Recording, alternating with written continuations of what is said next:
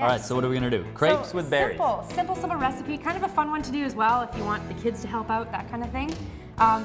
We've already started in here. There's milk, canola oil, and an egg. Manitoba pulse and soybean growers tonight. We are hanging out with Chef Gordon Bailey, and initially I said pickerel white bean brandade, but we're actually doing salt cod. And the cool thing about, well, there's lots of cool things about this recipe by the looks of things, but we can use different kinds of fish for this. Yeah, guaranteed. I mean, I'm using salt cod because traditionally a brandade is made with salt cod. Okay. But here in Manitoba, you want to use like a different lake fish. You want to use pickerel. This would be a great substitute for sure. Okay, so right off the start, what is this that we're making? I've never actually heard of this before. This is one of your favorites. You love this. I love this. Yeah, I could eat it all day long. It's one of those things that traditionally it's like a spread. Okay, and you can have it on crostini, you know, some fresh bread, and it's just a really nice, creamy, and salty goodness from the salt cod dish to have on a cold winter day. Love it. Yeah. And white beans, which of course are grown locally, and that's kind of the basis for this. So why don't we get started building it? Yeah, I mean, you want to have white beans in your arsenal because they are protein-packed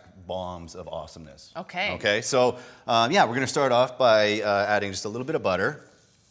More bombs of awesomeness. There we go. And of course, we're going to add a little bit of garlic. Just a little bit. Just stop there. Yeah, I got like 3 teaspoons there, but who's counting? Right. And then some onions. Yeah. First peek of the market. Thank you very much. Obviously, beautiful. Yeah.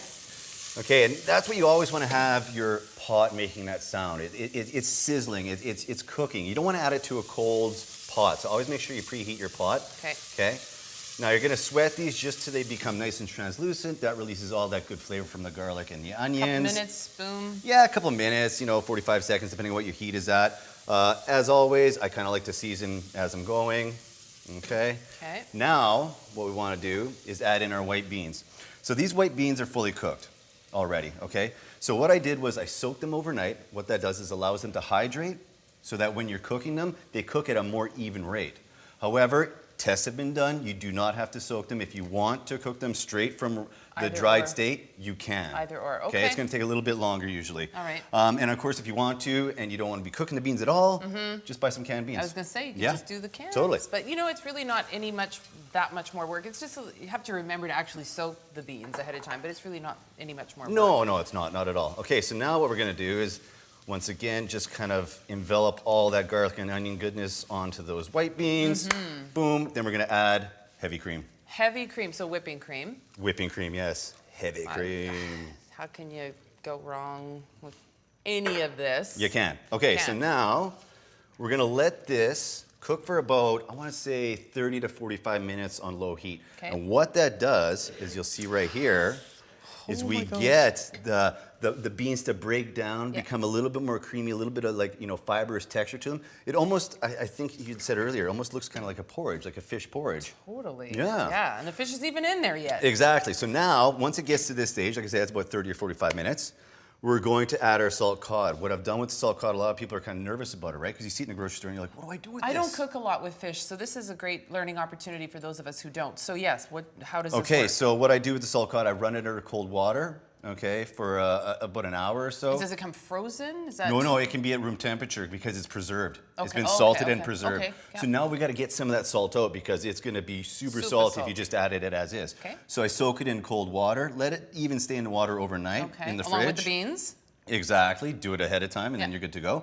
And then I take off the water and I poach it in a little bit of milk with star anise, garlic, and thyme. Wow. All right. Okay, and then it so starts that's been done already? That's been done already. Okay. And then it just starts to flake apart like this. Okay. Okay? Don't panic. Recipes, great taste, MB.ca. You can do this too. And like I say, it's totally pulsable. And like I say, you know what? If you want to, you could do it with fresh pickerel. Okay? You could just poach your pickerel. You could even bake it in the oven just till it becomes nice and flaky and then fold it into your mixture as well. Okay. Okay? All right. So now, of course, we're going to get this fully incorporated, and you really want to stir this quite vigorously, okay? Okay, and then I guess it kind of breaks down the fish a little bit more, so it's almost like gravy, too. Distributes the fish a bit, yes. It's like a really thick, looks amazing. It smells so good. Now we want to just kind of add a little bit of fresh parsley. A little color in there. Yeah, a little color, a little freshness. Okay. And then